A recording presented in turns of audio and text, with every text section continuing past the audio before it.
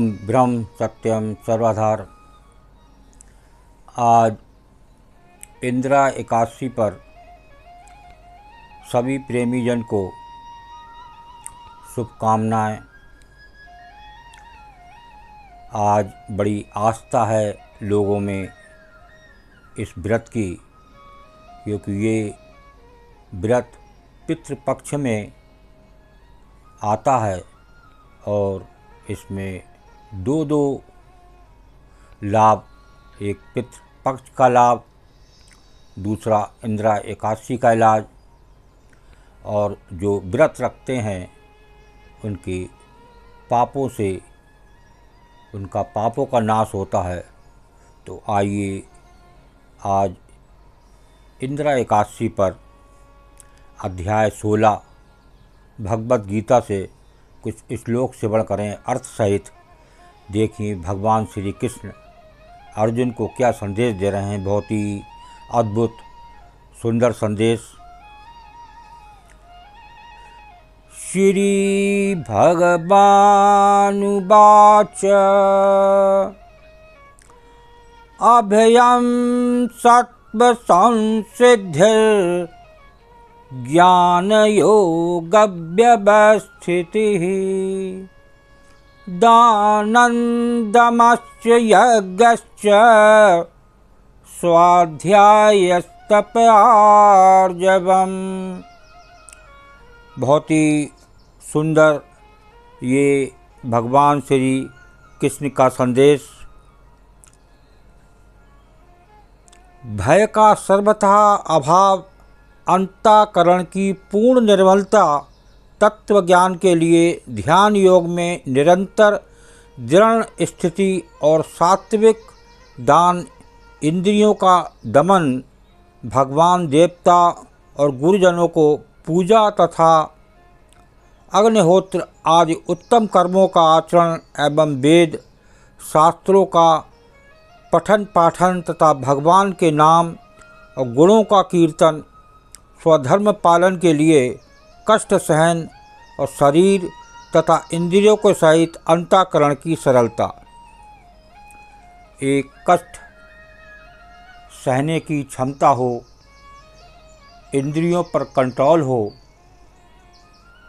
मन सरलता में हो, ऐसा संदेश भगवान श्री कृष्ण अर्जुन को दे रहे हैं। ये केवल अर्जुन के लिए संदेश नहीं है, पूरे संसार के लिए संदेश है। जो इनके संदेश को सुनता है, मन से श्रवण करता है, उसको ज़रूर इसका विशेष लाभ मिलता है। आज एक इंदिरा एकादशी, फिर भगवान श्री कृष्ण का संदेश, जिसको कहना के नाम से बड़ा लोग जन्माष्टमी को भी बड़ा धूमधाम से बनाते हैं। तो आइए दूसरा श्लोक को श्रवण करते हैं। बहुत ही अद्भुत श्लोक। अहिंसा सत्यमक्रोधः त्यागः शान्तिरपैशुनम् दया भूतेष्वलोलुप्त्वं मार्दवं हीरचापलम्। ये दूसरा श्लोक है। ये भी बहुत सुंदर श्लोक। ये जो संदेश भगवान श्री कृष्ण का है, समय निकाल कर जरूर श्रवण करें। आज बहुत से लाभ इंदिरा एकादशी को। मन, वाणी और शरीर से किसी प्रकार की भी किसी को कष्ट ना देना। देखिए ये कष्ट किसी को ना दिया जाए। ये पितृ पक्ष की बात हो रही है। सुनने में आता है कुछ लोग माता पिता को कष्ट देते हैं, जो कि वो कभी भी पाप से मुक्त नहीं हो सकता।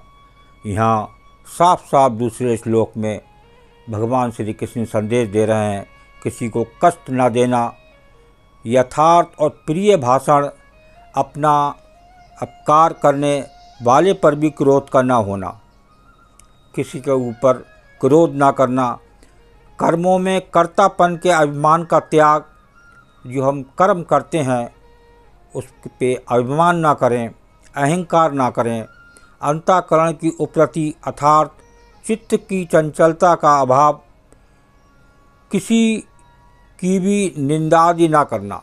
आज लोग निंदा बहुत करते हैं संसार में, उनको भोजन हजम नहीं होता जब तक एकाध निंदा ना हो जाए।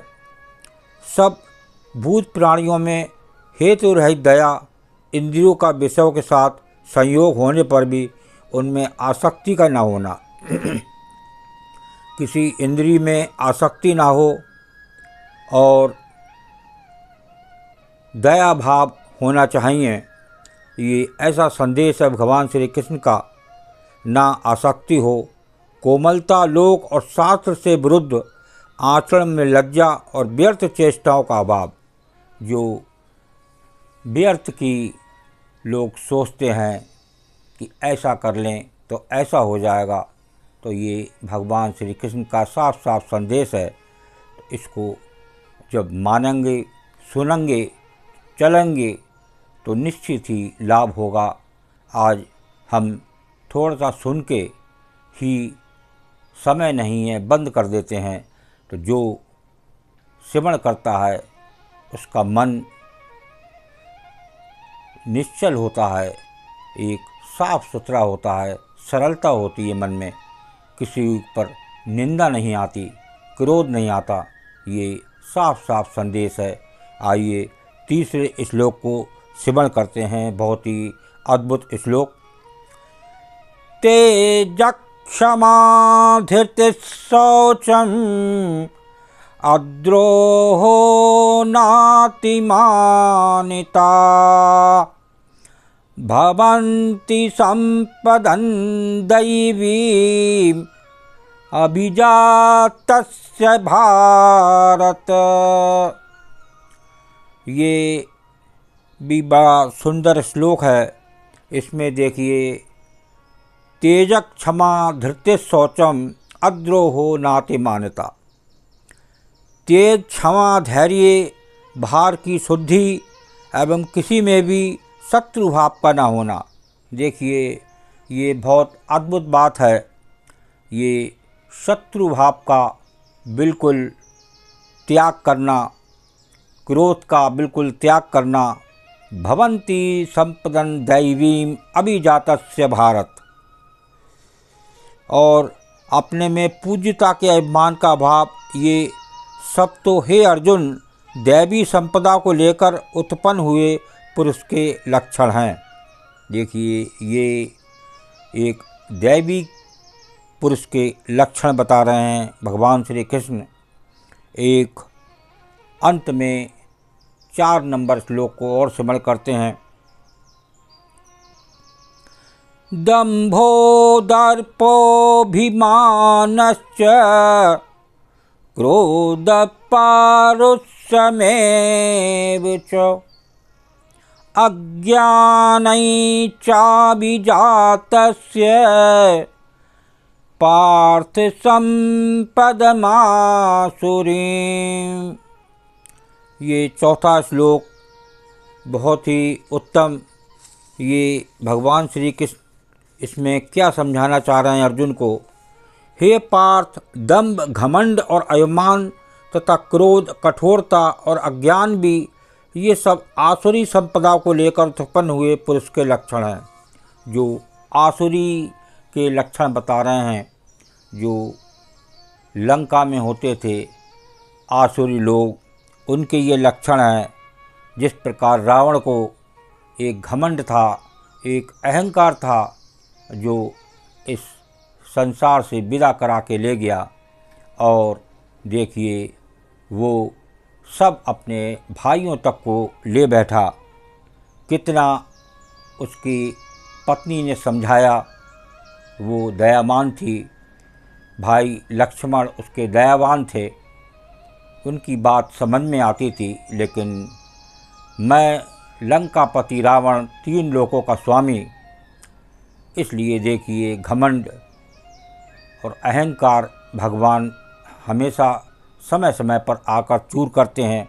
तो यहाँ उसी के बारे में अर्जुन को संदेश दे रहे हैं। हे पार्थ, दंभ, घमंड और अभिमान तथा क्रोध, कठोरता और अज्ञान भी ये सब आसुरी संपदा को लेकर उत्पन्न हुए पुरुष के लक्षण हैं। तो इन लक्षण ऐसे ना आने दें और भगवान श्री कृष्ण के संदेश को माने और सुने। तो आज इंदिरा एकादशी को आपको विशेष लाभ होने वाला है। बहुत ही अद्भुत ये भगवद गीता के श्लोक, इसको समय निकाल कर जरूर श्रवण करें। ये आज जो भी इसको सुनेगा तो इसको पितृपक्ष का भी लाभ होगा, लेकिन पितृपक्ष का लाभ तब होगा जब जिस प्रकार से जो चीज़ें बताई भगवान श्री कृष्ण ने अर्जुन को, तो वो सब बातें हमारे लिए भी हैं। उस आसुरी जीवन से बचें, वो दैवी जीवन को अपनाएं, तो निश्चित ही मन प्रसन्न होगा। ओम ब्रह्म सत्यम सर्वदा। जय श्री कृष्ण।